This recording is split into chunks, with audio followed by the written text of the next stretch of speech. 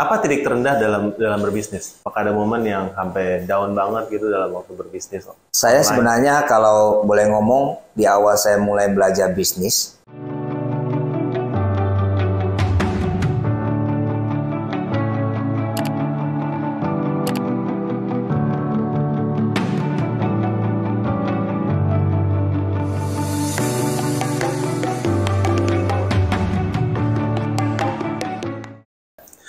Halo Botakers, kembali lagi bersama saya Om Botak di channel Cerita Om Botak.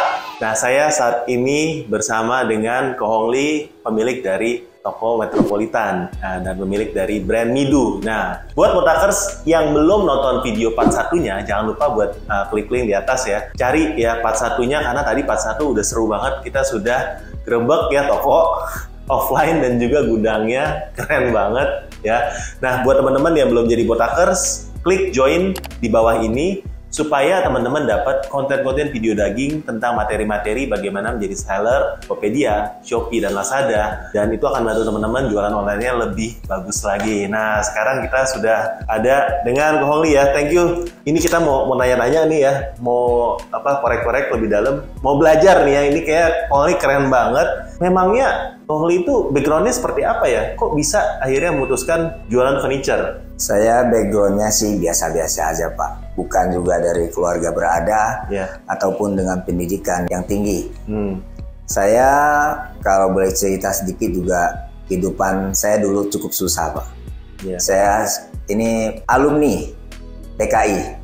Alumni TKI Pak? Betul sekali. Saya tahun 2000 sampai 2002 saya bekerja TKI di Taiwan. Jadi ya karena modal tidak ada, makanya kita berjuang dengan menjadi TKI, berharap bisa mengumpulkan modal lah. Tetapi apa boleh dikata, pada saat saya di Taiwan terjadi satu krisis di mana WTC itu dibom saat itu di Amerika. Itu menyebabkan pada saat itu perusahaan yang kita kerja itu krisis langsung, sehingga ada pengurangan TKI. Salah satunya juga ya dipercepat kontrak kerjanya. Jadi saya pulang pun kasarnya bahwa ya tidak banyak lah. Harusnya lebih lama di sana ya. Betul. Tapi ternyata dipercepat. Nah, begitu pulang langsung buka toko furniture dari modal itu? Oh belum. Karena kan Om Botak pasti tahu dong, buka satu toko itu tidak modal kecil lah istilahnya, modal besar. Sedangkan saya kan bukan dari keluarga berada ataupun kaya raya. Nah, di saat itu saya belajar dengan saudara, jadi mulai dari pameran. Pameran, iya, dari mall ke mall. Jualan furniture? Jualan furniture. Nah, setelah sekian tahun, mulai dari 2004 saya pameran, 2006 itu saya memberanikan diri dengan modal pas-pasan, uang saya sewa semua di tempat usaha saya. Itu ruko juga bukan ruko besar. Pak Om Jo kan sudah saya kasih tahu tempatnya itu kan, kecil kan. Nah, mulai dari situlah saya mulai di awal. Itu pun Pak Jonathan tahu kalau furniture kan identik dengan barang besar. Jadi saya mulai dengan pas-pasan, armada pengiriman pun saya tidak ada di awal. Saya benar-benar modal untuk ngisi furniture itu di toko saya nggak punya uang. Nggak ada, jadi nggak ada. Duitnya waktu itu cuma cukup untuk sewa aja. Sewa doang. Nah, karena saya nggak ada. Karena saya mulai di awal pameran kan, saya sudah ada teman ataupun rekan lah. Networking berarti ya, relasi. Nah, saya hanya menyampaikan kalau supplier saya percaya, saya minta dibantu display. Setiap penjualan saya akan bayar cash. Setelah saya terima uang dari customer. Mulai dari situlah saya pelan-pelan membangun bisnis saya. Jadi dari satu ada modal nekat, modal kepercayaan, dan satu lagi semangat.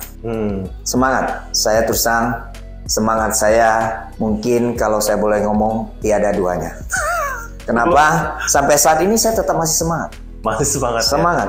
Saya merasa saya baru mulai. Jadi saya tidak pernah kecepatan saya ataupun itu target saya tidak kurangi. Saya tetap semangat untuk supaya kita bisa lebih maju lagi. Nah, itu kan waktu itu sudah baru mulai buka toko ya, walaupun dengan istilahnya modal minim. Di situ langsung kapan pertama kali buka online? Buka online itu sebenarnya saya tidak ada terbesit waktu itu.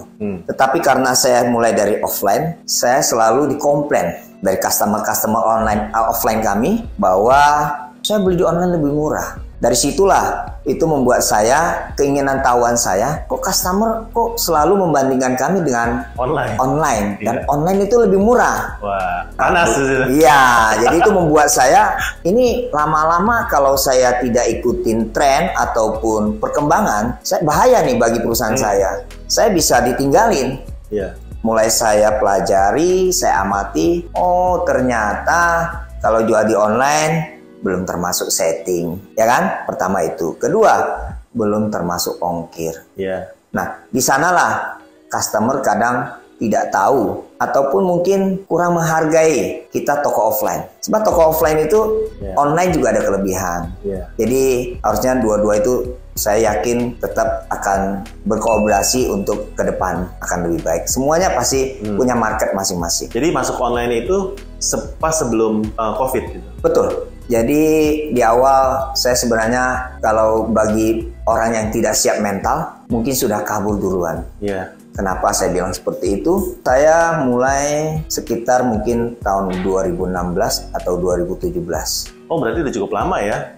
Di awal saya hanya iseng-iseng doang. Jadi saya hanya invest satu karyawan untuk coba di online. Ternyata cuan besar. Bukan cuan besar, boncos. Saya boncos mungkin 2,5 tahun nombokin gaji karyawan. Karena omsetnya waktu itu di online nggak nutup dari gaji karyawan. Nggak sanggup. Itu belum kalau misalkan kalau saya sewa tempat, itu saya menggunakan tempat yang ada. Itu kalau saya boleh ngomong, saya mulai online-nya dari garasi mobil. Garasi mobil? Iya. Garasi mobil siapa? Oh, saya. Oh gitu? Betul. Karena di awal kan saya hanya ada satu. Kayak Steve Jobs ini, kayak Steve Jobs. Ya, mungkin Steve Jobs garasi mobilnya lebih bagus dari saya. Nah, di situ saya mulai dari satu admin. Satu admin untuk manage saya punya hitung-hitung administrasi, ditambah satu admin online. Saya mulainya dari situ. Kalau di divisi online. Nah, itulah berdarah-darah juga sih. Jadi karena semangatnya saya, keseriusan saya, dan saya yakin tidak apa-apa saya rugi di awal. Ini adalah investasi saya untuk masa depan. Kenapa saya rugi cukup lama? Disitulah karena tidak kemengertian saya di awal. Jadi kita hanya pikir di online tuh kita pasang, lalu orang datang beli. Ternyata itu di luar prediksi saya. Di luar prediksi? Di luar prediksi. Kenapa? Saya berdarah-darah, kurang lebih 2,5 tahun. Tapi momentum titik baliknya itu kapan? Momentum titik balik itu pada saat saya jalan-jalan ke China, saya ingin melakukan terobosan mau coba import sendiri. Karena sebelumnya jual barang orang semuanya ya? Betul, betul. Jadi pada saat di sana, nah itu mungkin Tuhan sudah kasih jalan buat kita. Kita nggak ada yang tahu ya. Di sana kita sama teman, ada terbesit sama Midu. Ya kan? Dan pada saat kita jalan-jalan, kita melihat beberapa barang unik. Karena kalau kita jual di online, ketika saya tidak punya brand, orang tidak akan mengenal kita. Dan selama itu kita tidak punya jati diri lah istilahnya seperti itu. Makanya saya berusaha bangun ya pas momentum. Yang seperti saya bilang ada meja lipat sama kursi lipat merek Midu itu ya momentum saya pada saat itu booming pada saat COVID. Berarti masukinnya justru pas sebelum COVID, karena COVID langsung booming itu barangnya. Betul sekali. Dan kebetulan kan meja lipat sama kursi lipatnya memang yang lagi dicari orang. Itu permintaannya tinggi sekali. Betul, dan itu Midu, kami adalah pelopor untuk barang itu. Untuk pertama kalinya mengenalkan meja lipat dan kursi lipat itu di Indonesia. Berarti itu benar-benar momentum banget ya, dimana bisa riset barangnya tepat, import barangnya tepat sebelum trennya dimulai sebagai pelopor. Sampai sekarang sudah ada meja tamu kayak gini ya, kursi banyak. Yang kita makanya dudukin. Kita ini meja komputer, ini semua mereknya Midu. Betul. Ada setelah dari dua barang yang pertama. Betul sekali, betul sekali. Itu dua itu setelah ada. Makanya saya bilang, kalau untuk memajukan usaha kita kan kita tidak boleh hanya yang sudah ada, kita terlena. Puas. Maka kita terlalu riset produk baru, walaupun tidak semuanya tanda kutip sukses. Ada juga riset kita yang gagal. Tapi kan bukan berarti kegagalan itu membuat kita mundur ataupun sudah nggak berani melakukan riset ataupun terobosan baru. Apa titik terendah dalam berbisnis? Apakah ada momen yang sampai down banget gitu dalam waktu berbisnis? Saya sebenarnya kalau boleh ngomong, di awal saya mulai belajar bisnis, saya belum pernah merasakan namanya bisnis itu susah. Ya. Kenapa? Mungkin karena semangat saya dan terobosan selalu di sini nggak baik, kita cari barang baru lagi ataupun kita kerja, ya boleh karena kutip, kerja keras. Nah, mungkin titik terendah yang sampaikan itu pada saat COVID, karena ada PPKM, lockdown, itu sempat saya dibikin down. Kenapa? Tanda kutip saya bilang, wah ini kiamat untuk usaha ini sudah dekat ini. Kenapa? Kita kan berpikir bagaimana untuk menjalankan bisnis selanjutnya kalau dengan lockdown. Sedangkan karyawan kita juga butuh makan. Gaji tetap kita bayar full walaupun masa pandemi. Nah itu yang sempat terbesit lah. Tetapi mungkin Tuhan baik, Tuhan membukakan jalan buat kami. Malah pada saat pandemi membuat kami di divisi online momentumnya. Jadi terangkat dengan sendirinya dan Metropolitan pun ikut terbantu. Wah, keren. Kalau gitu, kalau memang ada 3 hal yang memang kita bisa ulang ya dari dalam waktu Ko Hong Lee mendirikan Midu, mendirikan Metropolitan ini, apa 3 hal yang bisa kita ulang? Ulang ya, menurut saya sih sebelum kita memulai suatu usaha, kita harus punya tujuan, tekad, semangat. Itu adalah modal utama. Jadi yang penting itu pertama dulu. Bukan modal utama, yaitu modal uang ya dalam arti ya. Tapi modal uang itu modal pertama kita tuh harus punya tekad, semangat, dan kuat untuk menghadapi setiap rintangan atau tantangan yang ada. Harus kita lalui lah tahap-tahapan. Dan mungkin kalau untuk online itu mungkin yang pertama kali ya sebelum kita mulai ya pasti harus riset produk dong. Riset produk. Ya. Apa yang mau kita jual tentukan dulu dari awal, ya kan? Dan maunya jualnya ini hanya satu produk, misalkan di furniture, ya mungkin identik toko kita dengan furniture. Tetapi kalau kita mau kategorinya luas, mungkin lebih baik kita cari toko yang namanya kita bisa untuk jual produk banyak. Itu yang poin. Lalu tidak kalah penting harus ikut kelas.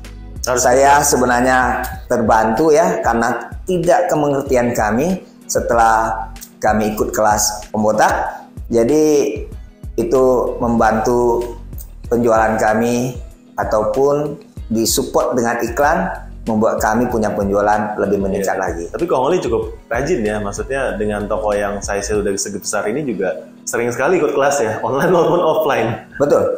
Kenapa? Ya karena kita hidup ini harus inovasi ataupun ilmu atau belajar itu harus kita jalankan terus. Kalau kita tidak belajar, ya berarti gua jalan di tempat. Dengan kita ikut kelas, komunitas, otomatis kan kita punya pikiran lebih terbuka lagi. Nah, karena selain dari ilmunya nggak cuma satu arah, tapi ada teman-teman yang sesama jadi berpikiran ya. Betul sekali. Akhirnya jadi komunitas ya. Betul sekali. Nah, buat teman-teman botakers ya, kita ada komunitasnya nanti. Makanya join member, ikut acara. Kita setiap bulan tuh ada acara offline bareng-bareng. Nah, nanti ditunggu aja. Kita pasti selalu akan announce ya acara-acara khusus buat member. Nah, Ko Hong Lee nih, jadi tadi kan kita udah ngomong dari perjalanan Ko Hong Lee dari bangun Midu ini dari awal sampai sekarang. Nah, berarti teman-teman botakers ini pasti ada yang tertarik nih. Tadi kan Ko Hong Lee kan bilang reseller. Boleh nggak sih jadi masih open nggak sih buat jadi reseller produknya Ko Hong Lee sekarang di sini? Kami selalu welcome untuk dropshipper maupun reseller baru ya. Tentunya kami punya ada ketentuan. Ada ketentuannya? Ada ketentuan. Yang poin penting adalah menjaga harga. Oh, jangan sampai ngancurin harga ya? Apalagi kalau dikasih harga bagus, kita mau cuan sama-sama ya? Betul. Kita juga mau reseller kita ataupun itu punya penghasilan lebih. Kalau kita hanya kerja bakti mau sampai kapan? Karena kita sudah punya branding. Kita harus jaga bersama. Ini aset kita bersama. Ya kan? Dengan kita bisa jaga harga, dengan tentunya kualitas dan pelayanan. Itu yang kita tidak bisa nomor 2-kan. Itu yang harus kita jaga bersama. Dan sebagai tanggung jawab kami sebagai brand, kami juga berusaha memberikan servis. Ketika reseller kami jual, produk kami ada masalah, kita akan bantu nanganin. Tentunya juga tanda kutip ya harus ada disertai mungkin video unboxing atau seperti apa.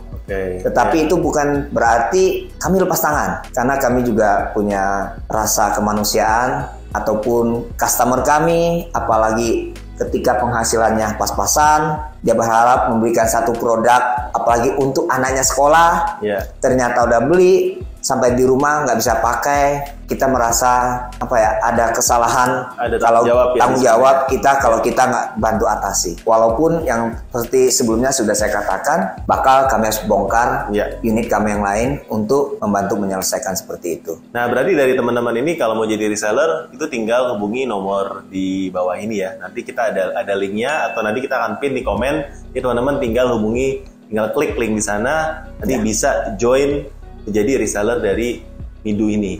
Nah, Kohongli, saya ada beberapa pertanyaan ya. Mungkin jawabnya cepat aja.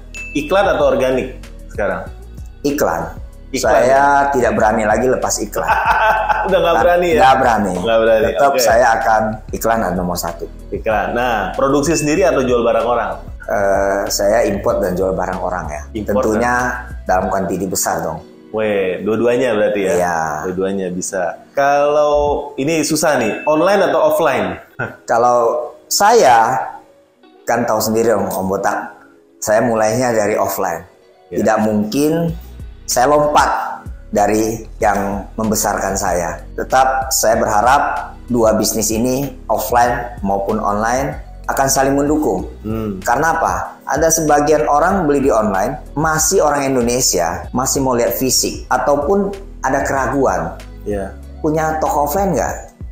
Dan ada. Betul. Besar lagi. Dengan kami ada toko offline kan, minimal customer kami lebih yakin. Betul. Nah, ini nih, di sini kan ada piagam Lazada ya. Lazada atau Shopee? Tetap Shopee nomor 1. Shopee ya? Iya. Siap. Jual satu jenis kategori atau palu gada? Kalau saya sebenarnya kategori ya, karena kan saya di furniture. Jadi, semua produk yang kita jual adalah furniture. Tapi furniture kan kategorinya luas. Luas sekali. Banyak sekali. Ya kan? Karena keperluan rumah tangga. Dari peralatan anak sekolah, dapur, meja kerja, tempat tidur, ya kan?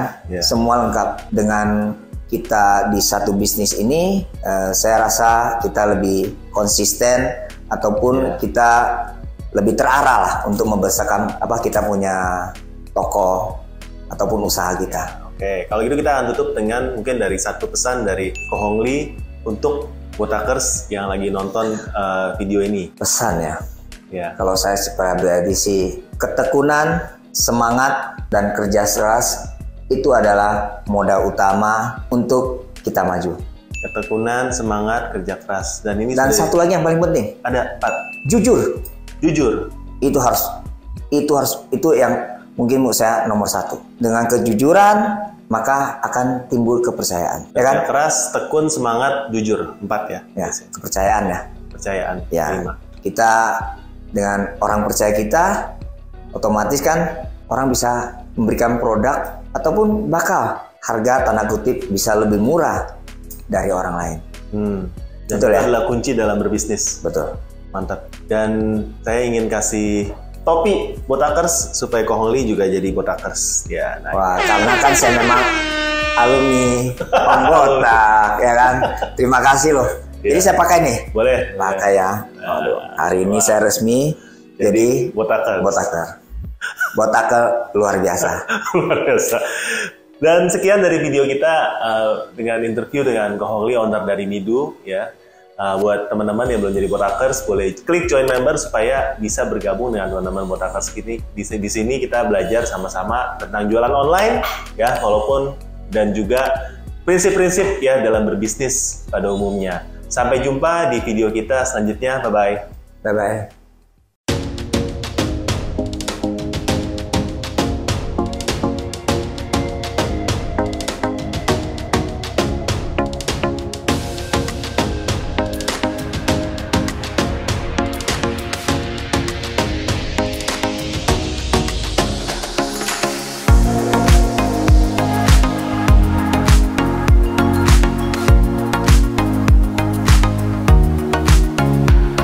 Marketplace Expert Class, sukses, sukses, sukses!